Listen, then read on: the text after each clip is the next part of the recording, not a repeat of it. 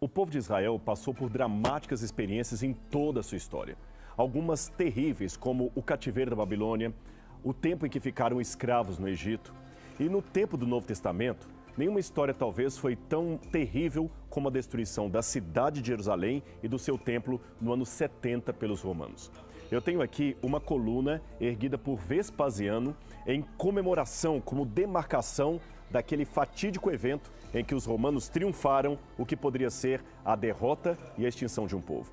A pedra é original e está gasta pelo passar do tempo, é claro, mas ainda é possível ver aqui algumas letras onde vê o nome Tibério César Vespasianus.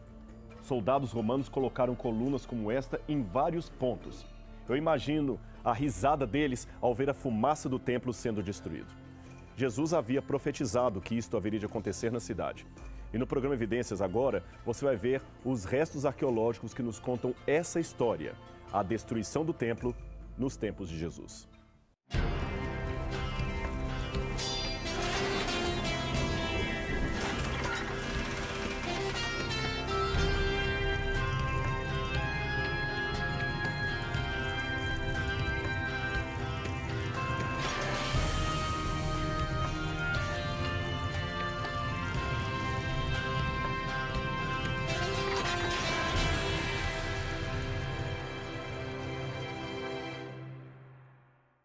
Todo esse ambiente onde eu estou estava cheio de terra, entulhos e escombros de séculos e séculos de história. Ou seja, os arqueólogos tiveram que escavar metros acima de onde eu estou para chegar a todo esse nível.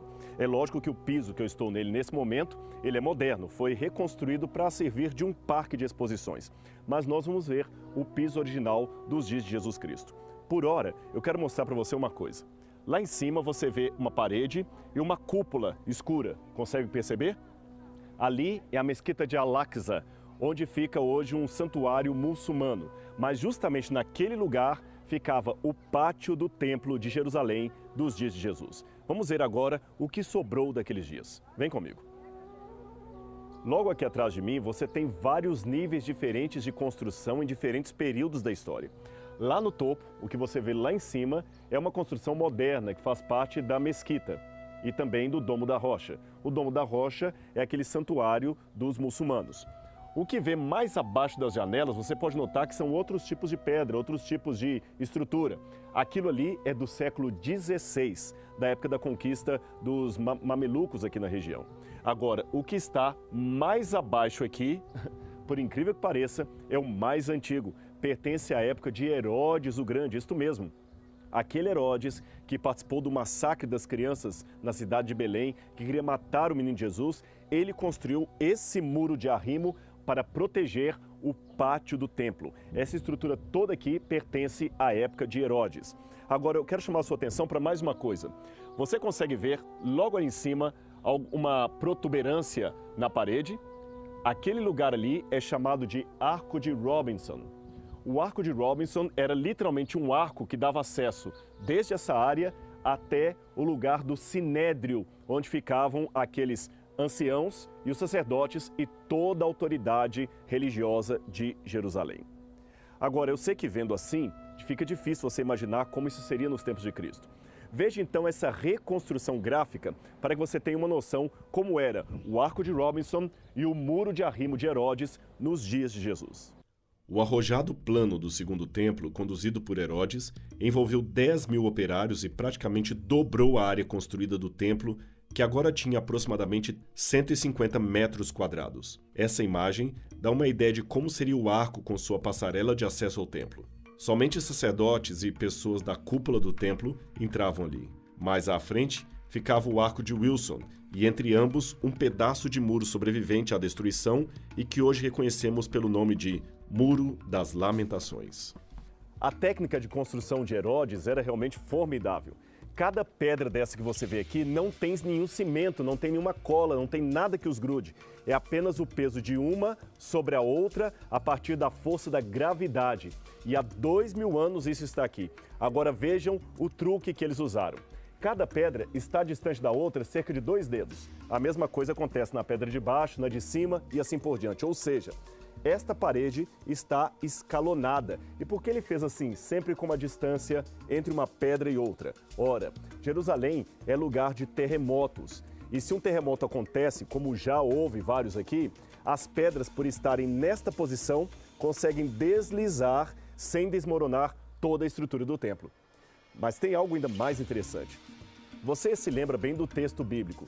Jesus estava no Horto das Oliveiras com os discípulos, na verdade, no topo do Monte das Oliveiras, quando eles estavam comentando o que haviam visto aqui embaixo.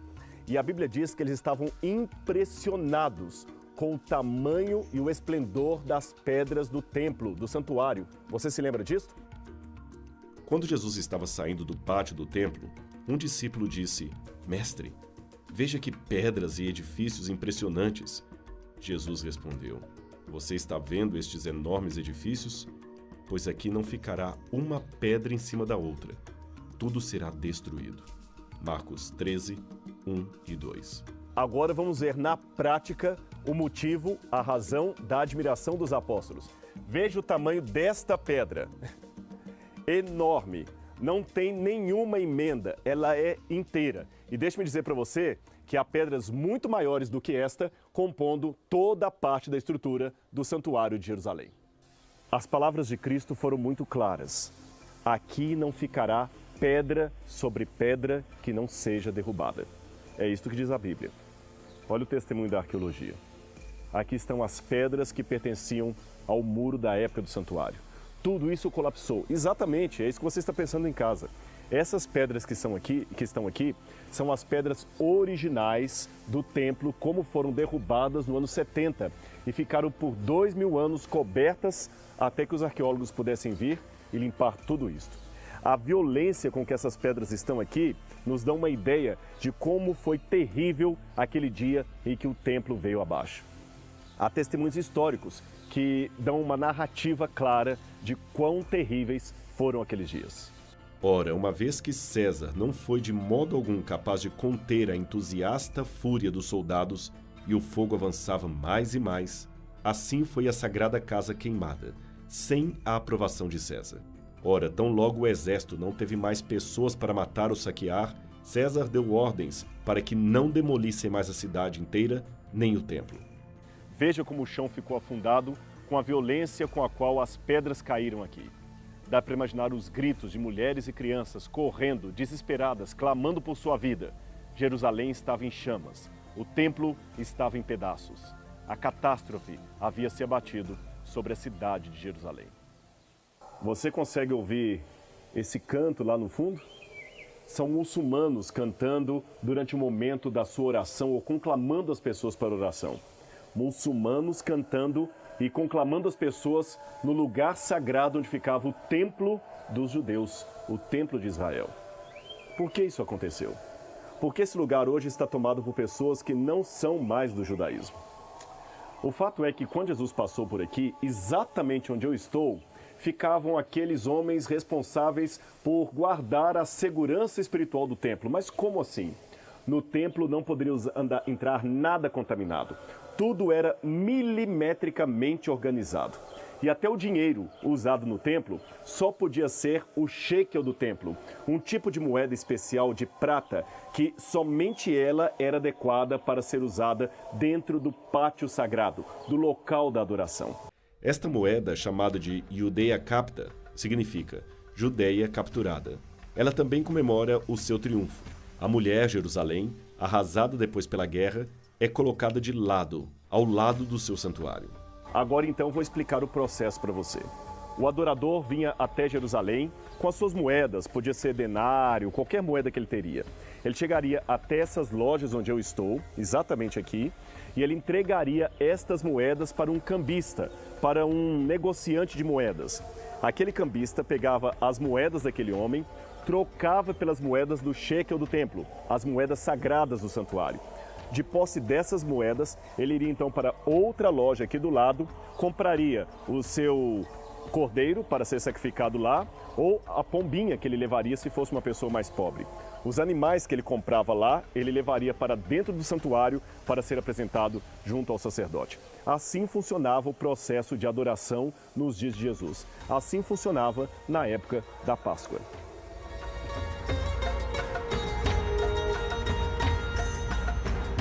Este friso aqui é original do templo. Ele era um dos enfeites que ficavam lá em cima.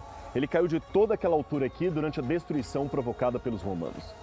Eu imagino que o artesão que fez isso aqui com todo carinho na época de Herodes, para que fosse uma parte do santuário, eu fico pensando o que passava na cabeça dele. O orgulho de estar trabalhando numa das peças do templo. Segundo a história, a tradição judaica, somente pessoas que eram da família sacerdotal poderiam trabalhar no templo na época de Herodes, eu digo na época da reconstrução do templo, quando ele ampliou a esplanada, a plataforma do santuário. Dizem que naquela época nenhum martelo ouvia lá dentro, porque todos trabalhavam na maior reverência. Todos levitas, trabalhando na construção ou no embelezamento do segundo templo. Deste modo eu volto para essa pedra e imagino o artesão esculpindo, polindo a pedra, sem saber que tempos depois ela seria destruída com grande fúria e violência. E hoje nós temos, infelizmente, esse testemunho da história de um passado no qual a mensagem de Deus foi negligenciada e o castigo veio logo em seguida. Mas eu quero mostrar algo mais para você. Vem comigo.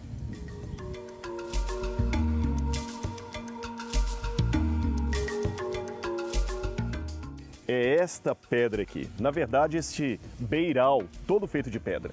Você pode olhar assim e não dar muita importância para ele, mas este lugar tinha um significado muito importante na época do Segundo Templo. Vamos por etapas. Se você se lembra, ali eu mostrei onde ficava o Arco de Robinson, uma ponte que dava acesso ao Sinédrio e que vinha aqui por cima até a loja, o local onde ficavam os cambistas, os vendedores, aqueles que Jesus um dia expulsou. Você se lembra? Jesus então entrou por aqui com o seu chicote e expulsou os vendilhões do templo e aqueles que trocavam as moedas. E isto aqui, o que tem a ver com tudo aquilo?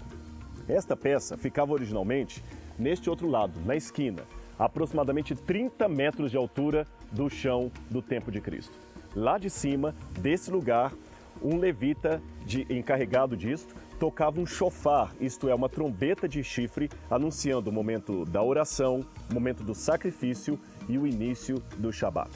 E como nós sabemos que essa pedra que ficava lá em cima era o lugar do trombeteiro, do tocador de trombetas. Simples, vem cá que eu mostro o segredo para você. Está logo aqui atrás.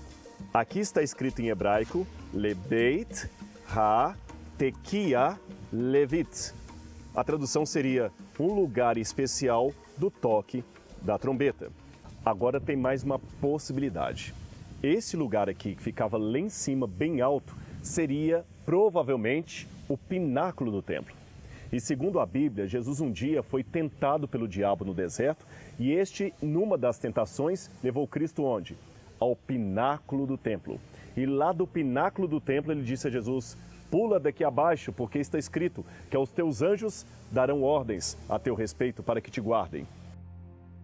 Então o diabo o levou à cidade santa, colocou-o sobre o pináculo do templo e lhe disse: se tu és o Filho de Deus, atira-te daqui abaixo, porque está escrito: aos seus anjos dará ordens a teu respeito para que te guardem. Eles te sustentarão nas mãos para não tropeçares em alguma pedra. Mateus 4, 5 e 6. Se este é o pináculo do templo, provavelmente foi naquele lugar que Jesus esteve quando o diabo o transportou nas suas tentações. E o diabo queria que Jesus pulasse dali até abaixo para que todos pudessem ver Jesus caindo. Na verdade, o diabo tentou Jesus em duas situações. Primeiro, fazer Jesus se sentir culpado, porque para entrar no templo, você vai ver isso daqui a pouco, a pessoa tinha que estar purificada, consagrada, com vestes limpas. E Jesus estava sujo, depois de 40 dias andando no deserto com suas roupas imundas. Jesus estava então no lugar errado, do modo errado. Ele estaria, de certa forma, profanando o templo. O diabo queria fazê-lo sentir-se culpado, como se ele estivesse maculando o lugar sagrado de Deus. A segunda artimanha do diabo estaria em fazer Jesus pensar que, pulando dali, ele estaria cumprindo uma antiga profecia da tradição dos judeus. A ideia era que Jesus pulasse dali, e ali abaixo, cheio de gente, todos viriam a sua atitude e a atuação dos anjos de Deus. Além disso, ele estaria cumprindo um prognóstico esperado por todos. Mas Jesus não cedeu à astúcia do inimigo. Respondeu Jesus: não tentarás o Senhor teu Deus.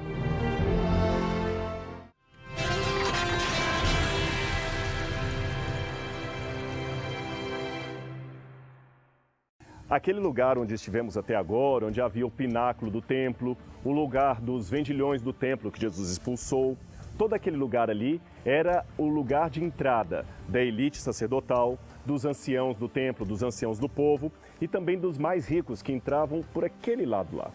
E aqui onde estamos era o lugar onde vinham os mais pobres, aqueles mais simples, os peregrinos que vinham de outras cidades, especialmente durante a festa da Páscoa.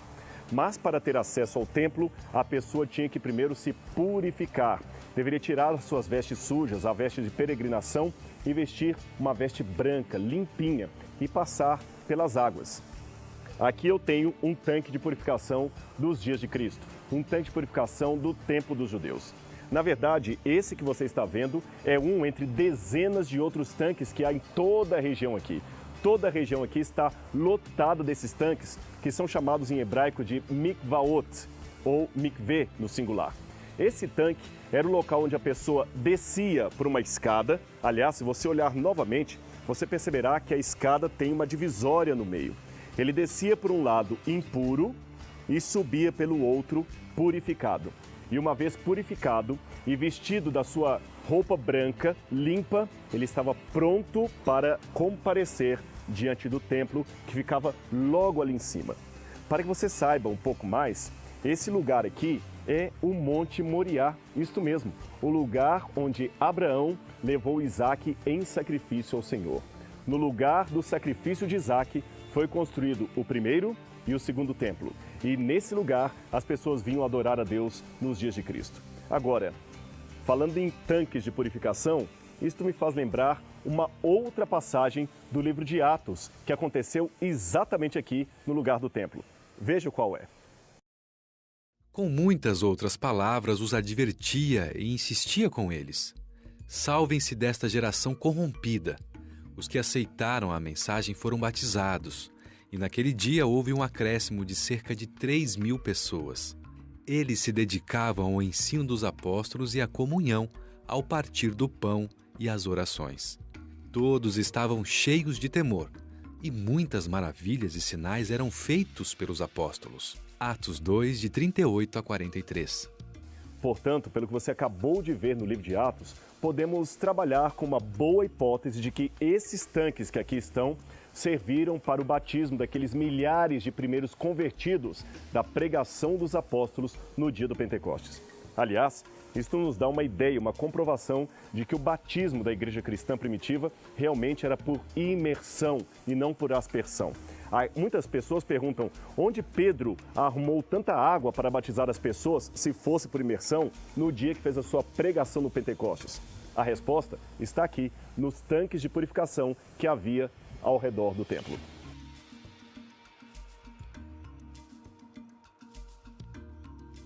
Agora, mais uma coisa para a sua reconstrução mental de como seria o templo dos dias de Jesus. Você consegue ver na parede 3 arcos. Veja, são 3 arcos que hoje estão bloqueados de pedras. Esses arcos, na época de Cristo, formavam uma das principais entradas do templo das pessoas mais pobres, mais simples e dos peregrinos que vinham aqui. Esta entrada é chamada de Porta de Hulda, ou Hulda em hebraico. Por que essa porta tem esse nome? O nome da porta, Hulda ou Hulda, significa ratazana ou doninha. Mas há quem pense que seria apenas uma referência à profetisa Hulda, que viveu em Jerusalém nos tempos do rei Josias e foi contemporânea do profeta Jeremias. Esse lugar aqui em Jerusalém tem um significado arqueológico também muito importante. Sabe por quê? Muitas pessoas, grupos que vêm visitar a Terra Santa, às vezes são atraídos por coisas que não têm muita fundamentação histórica ou arqueológica. Pode ser a famosa Via Dolorosa, que na verdade não era a Rua do Tempo de Cristo, o lugar do Calvário. Há pessoas que voltam imaginando que viram o túmulo de Jesus. mas são coisas apenas de tradição religiosa posterior. Agora, do ponto de vista da arqueologia, existem muitos lugares aqui de Jerusalém que podemos apontar e dizer: aqui é mais do que 90% a chance de Jesus ter estado. Esse aqui é um caso. Estas escadarias que você está vendo aqui, bem apagadas pela poeira do templo, são originais daquele templo. As pessoas que vinham até o templo dos dias de Jesus tinham que subir por aqui. Elas se purificavam nos tanques de mergulho que eu acabei de mostrar para você, e daqui elas subiam para, entrando pela porta de Uda, ter acesso à esplanada do templo. E aqui também havia discursos. Possivelmente foi daqui que Pedro levantou-se e disse: irmãos, eu prego a Jesus, aquele que vocês crucificaram. Foi aqui que a multidão falou: Pedro, então o que faremos agora? E ele falou: que vocês sejam batizados. Foi também nesse lugar que Maria e José subiram trazendo Jesus e uma ofertinha para apresentar ao sacerdote. E possivelmente por aqui, em algum canto dessa escada, Ana profetizou quando viu Jesus. E também aqui, um idoso homem pediu licença a Maria e José para tomar Jesus na mão. Você se lembra dessa história? E ele disse: Senhor, despede em paz o teu servo, porque agora os meus olhos viram a salvação. Aconteceu aqui, nesse exato lugar onde eu estou, nessas escadarias. E por aqui também subiu um dia apressado um homem que acabara de ser curado por Jesus. Ele havia se lavado na piscina de Siloé e vindo para se apresentar até o sacerdote. Você quer conhecer agora a piscina original de Siloé, onde essa história aconteceu? Então, vem comigo, porque esse passeio não acaba por aqui.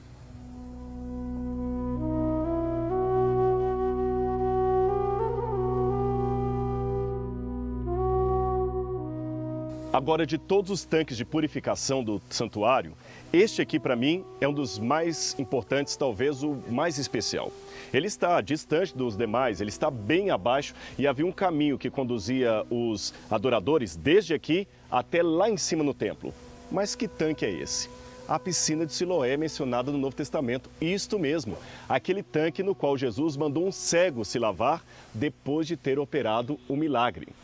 Esse tanque aqui foi escavado por Eli Shukron. Como você vê, é uma piscina.